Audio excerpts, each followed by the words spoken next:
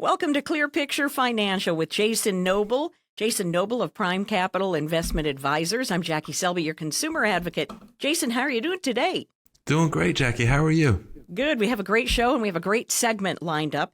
Just so people know, Jason has 20 years in the financial arena. He is a certified financial planner. You have a lot of initials after your name, actually. You are a fiduciary and you operate from a fiduciary position with every single one of your clients. You act in their best interest. And that's just one of the things that got you recognized from Advisor Hub. You were recognized in 2023 here, Advisor Hub's top 100 advisors to watch. And you're in the top 5, and you're the only fellow in South Carolina, fellow or lady in South Carolina. So that's really a very nice thing. And I can't say how proud I am of you for this, because this covers not only your performance with the client, but it's many different factors. Can you tell us what those were that got you to this designation? Well, they also looked at scope of service. For those advisors out there that just manage money but don't help with other things, they didn't make the top list, the list. And then right. It was also growth of the office. And so with the work that we're doing, the communities responded very positively. Yes. And we're very grateful for that. And then also professionalism. Professionalism included what you were also doing inside of your community and the engagements that you have within nonprofits and charities, but then also being an advisor that represents the industry really well.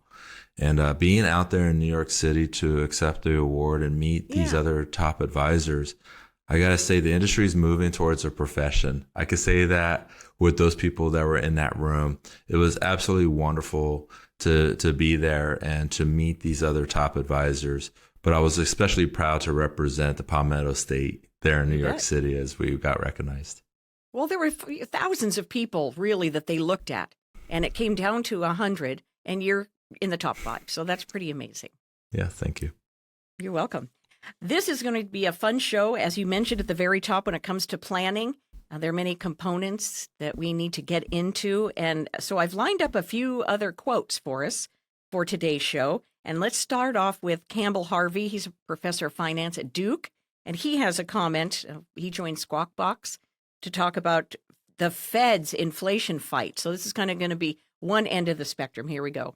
Recession at this point is a self-inflicted wound. If you look at what's happening, the tightening is very severe, and it's not just a short rate going up so quickly. It's the long rate too. Uninversions happened before recessions, the last 4 recessions. But in this particular episode, the long rate has gone up, and the long rate is very damaging. It increases the cost of capital, makes it difficult for businesses to invest. It craters the housing market with mortgages at 8%. This causes implications, and indeed our financial system. So our banks are taking a hit right now. All of this points to weakness in 2024.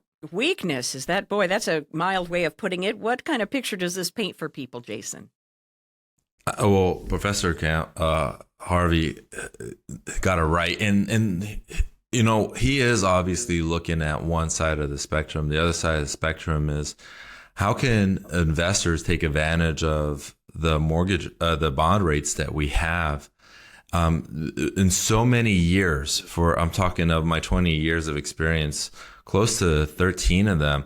You either had to go growth or income. Now we could look at splitting the middle and do growth and income with what we're getting from these environments. And so Professor Harvey, he's going to talk about the things that are headwinds. And just in my approach, I don't ignore those headwinds, but what I'm focusing on is not the economic headwinds of the country. I'm focusing on the economic headwinds that my clients are facing and making this more personalized. But when I'm doing that, I'm also looking at areas of opportunities that we could take advantage of. And that's one of the areas that we can take advantage of, is the area that he is saying is going to be a struggle. It's going to be for those that are going and trying to get capital, or let me say this in plain and simple English, those who are going into debt. It's going to be an issue for them. For those that are poised for this type of environment, this could be an amazing opportunity around the corner for them. So, It's one of those things that I would say, I'm going to quote the famous Walt Disney here. I've heard there's going to be a recession. I decided not to participate. What I love about that quote is, if you could have a victim mentality on this, you could have a reactionary approach, Jackie, or you could be proactive and determine what is the right approach to head into this environment. And that's the conversations I've been having with my clients throughout this year, going into the last quarter of this year to prepare for 2024. Very good. Let's see another point of view from Jeremy Siegel. He's a professor emeritus from the Wharton School up at University of Pennsylvania. Here's his quote on the bear markets in the historic perspective. I was looking at we're 10% off the low. We just entered correction territory for the S&P. We did it a few days earlier for NASDAQ. We're 15% off of that October low of last year. And I went back 50 years, and if that October low holds, which I very strongly believe that it will, returns in the market over the next 1, 2, 5, 10 years are very, very good. In other words, if you can invest 15% off of a bear market low, which is what we had a year ago, your subsequent returns have exceeded the market by quite a margin. Why is it important, Jason, to build some income in retirement itself? I'm going to answer that question. I'm going to have to say I love it when Professor Siegel speaks. I had a wonderful opportunity to spend time with him Nice. when I was in New York City. Oh, great. He spent an hour with me and I want to say 9 other advisors. Oh, boy. And to be able to have that one-on-one conversation. Now, I know he had this conversation in more of a public format, but when I met with him, it was last October, and we were looking at signs of the economy back then and some things that we could take advantage of. So it was really nice to hear what he had to say here. Now, you asked me, like, why is it so important to build income into retirement? Mm-hmm. Well, I look at, you got to have multiple income sources while you're going into retirement. So if Social Security is the only one that you have, that's not going to cut it anymore. What other reliable income sources do you have that are not just reliable, but they're reoccurring? And what are they, and do they have inflationary offset provisions? So we know spending goes up over time. What is your income looking like, and does that go up over time, or does it stay flat? If it stays flat, it's great that you still have reliable reoccurring income, but how do you offset inflationary risk as time moves on? So having multiple income sources is how I work with my clients navigating this complex issue, and it's my job to make it simplified as much as I possibly can, to show them their choices, the pros and cons, and help them make an informed decision about what is their best choice to move forward within this complex question. Good. Jim Cramer talks about the emotionality of this whole thing. I'm always telling you that nobody ever made a dime panicking.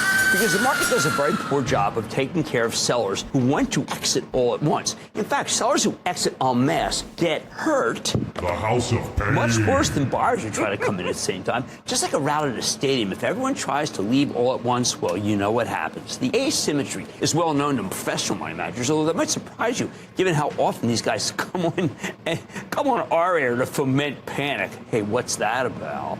I also like to remind you that even in the ugliest environments, good things can happen. And that's why it's important to know your stocks and know your companies. Otherwise, I know you're going to get swept away by your emotions, because that's the way people are. And if you let other people sway your emotions by their actions, you tend to sell at the bottom. Does this ever happen to you, Jason, that somebody calls you with an emotional decision? Oh, my stuff is tanking, Jason. What are we going to do? Have you ever encountered those emotional people? Oh, of course. And so I only had one client have a negative return in 2020. And it was because they were so emotional. They said, it's either you move my money to more conservative stance, or I'm going to fire you as the advisor. And I was like, this is against my advice. This is against your best interest. But I want to still be in not just your corner, but your wife's corner on this stuff. So I'm going to do what you are strongly making me do, even though I'm telling you that this is not the route that you want to go. So we moved it to a more conservative stance. Well, the market rebounded. He was in a more conservative stance. And then he goes, well, why didn't I get the returns? Right. Boy. And I'm like, well, you had me move to a more conservative allocation of April. Well, it was towards the bottom of the market. And I told you as a fiduciary, we should not be doing this.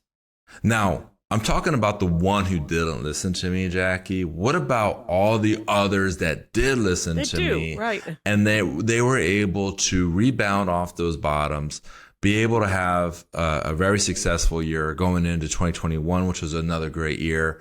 And then here comes 2022, right. where we start to see, transitory inflation and mortgage rates going higher and inflation at 9.2% coming into this market, where we're seeing there's really 7 stocks that are propping up the returns of the S&P 500. And if you take a look at the S&P 500 at an equal weighting, it's actually negative for the year. So when we have Jerome Powell and others out there speaking about how we're having strength in this economy, just go down to King Street. Just go downtown Charleston, drive around in West Ashley or in Mount Pleasant, wherever, in Somerville, you're going to see Help Wanted signs all over Charleston. So, and I would say, it's not just Charleston. It's anywhere you go in this country. So I'm not buying what Jerome Powell is saying. This is where it's so important to make sure that you have a plan in place for your personal finances. Obviously it's my responsibility to my clients is to understand what's going on at the macro levels. But in my clients' one-on-one meetings, we're focusing on their personal finances, focusing on what we could do to offset their tax liability, make sure we have proper income streams that are last them throughout their retirement.